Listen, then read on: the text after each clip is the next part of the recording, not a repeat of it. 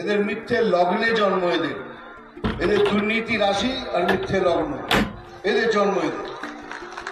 দুর্নীতি হলো এদের ভোট ব্যাংক।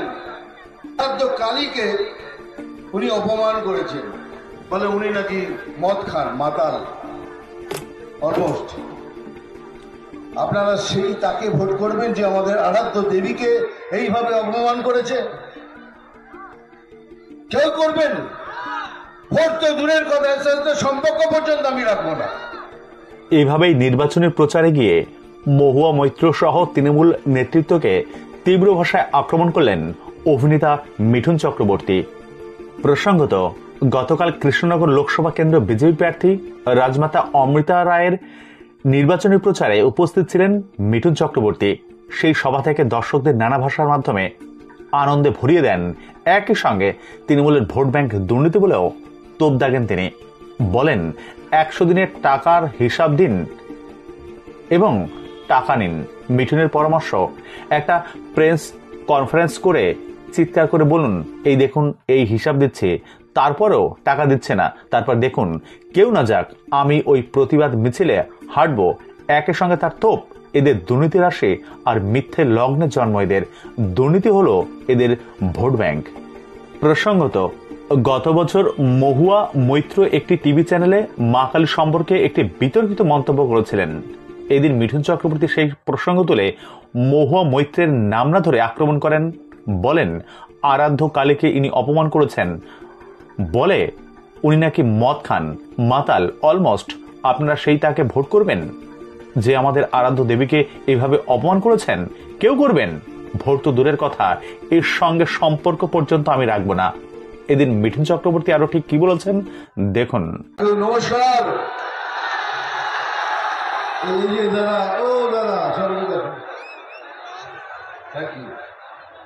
সবাইকে নমস্কার। না না না না, আমি শুনেছি ওখানে আসার সময় চশমাটা খুলুন। চশমা খুলছি না।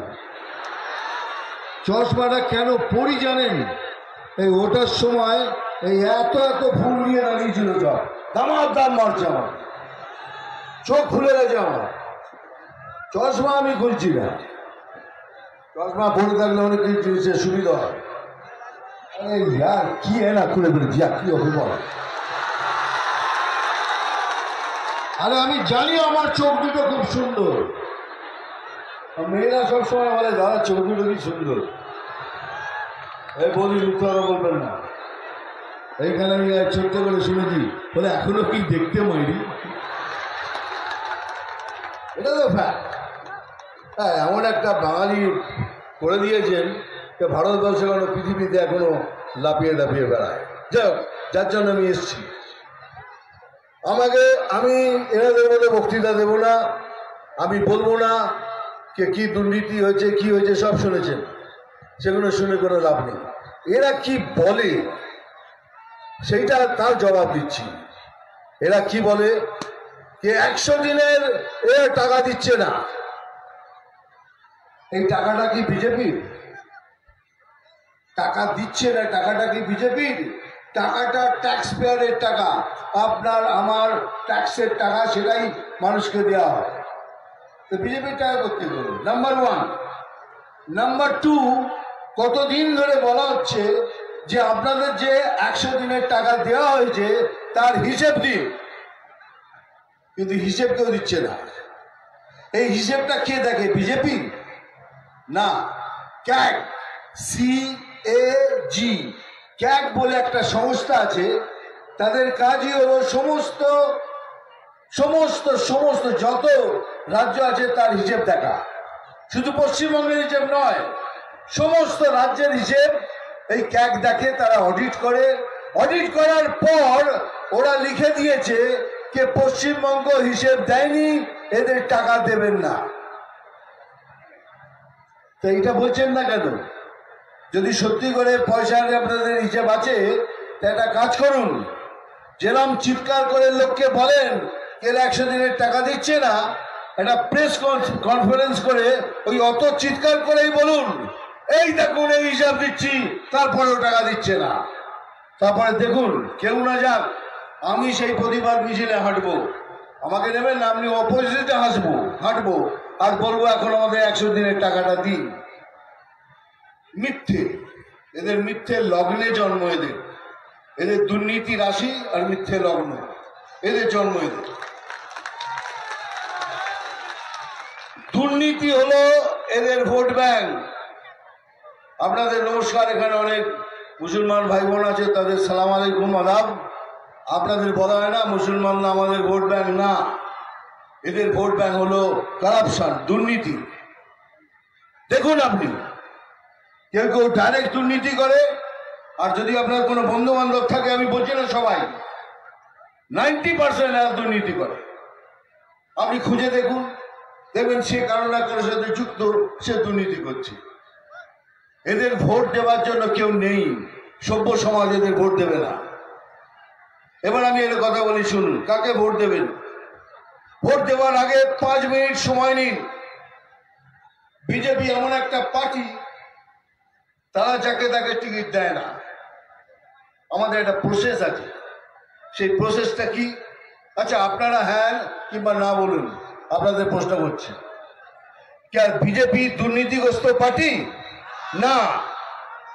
এরা কি গরু চুরি করে, কয়লা চুরি করে, বিদ্যুৎ চুরি করে, রেশন চুরি করে? সেই পার্টি, সেই পরিষ্কার পার্টি আমাদের অমৃতা থেকে সিলেক্ট করেছেন যে একটি স্বচ্ছ সৎ আমাদের ক্যান্ডিডেট। এটাই বিজেপি পার্টি। ওই একটা স্বচ্ছ পার্টি আর একজন, আর ঠিক আমার অপোজিটে। আমি কোনো পার্টির নাম নিই না, আমি কোনো ক্যান্ডিডেটের নাম নিই না, আমি ব্যক্তি রাজনীতি করি না। দেখুন, সে একটা পার্টি, আপনারা বলুন এই দুর্নীতি করে কি না? হ্যাঁ। গরু চুরি করে? হ্যাঁ। কয়লা চুরি করে? হ্যাঁ। বিদ্যুৎ চুরি করে, রেশন চুরি করে। তারা সিলেক্ট করেছে আর একজনকে। এবার আপনাদের কর্তব্য, ভোট দেওয়ার আগে চোখ বুঝে 1 মিনিট ভাবুন, একটা স্বচ্ছ সৎ তাকে ভোট করবেন, একটা দুর্নীতিগ্রস্ত পার্টিকে তাকে আবার জিতিয়ে এনে পশ্চিমবঙ্গের ভাগ্য আরো খারাপ করবেন।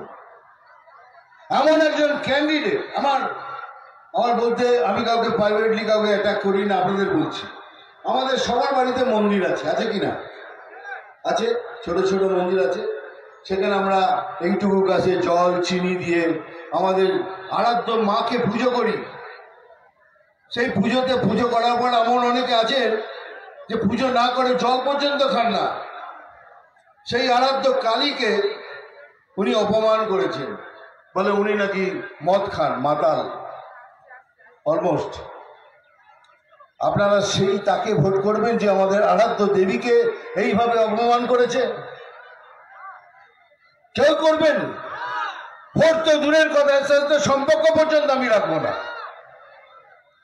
আমার মনে আছে, আমি এখনো পর্যন্ত এখানে এলে পরে 4টের সময় দক্ষিণেশ্বর যাই মঙ্গল আরতি দেখার জন্য, মাকে দেখার জন্য। আপনি আমার সেই মাকে অপমান করলেন। আপনাদের জিজ্ঞেস করছি, আপনারা ভাববেন, আমাদের আরাধ্য মা, যার আশীর্বাদে আমরা বেঁচে আছি, যার আমার সংসার চলছে, আমার বাবা মা ভাই বোন সবাই ইজ্জতে রুটি খাচ্ছে, তাকে অপমান করছে। ভোট দেওয়ার আগে এটা ভাববেন, আর কিছুই না। ভালো থাকবেন, আবার আসবো ফিরে। বলুন আমার সাথে একসাথে, জয় শ্রীরাম। জমলো না, আরো জোরে, জয় শ্রীরাম। থ্যাংক ইউ, ভালো থাকবেন।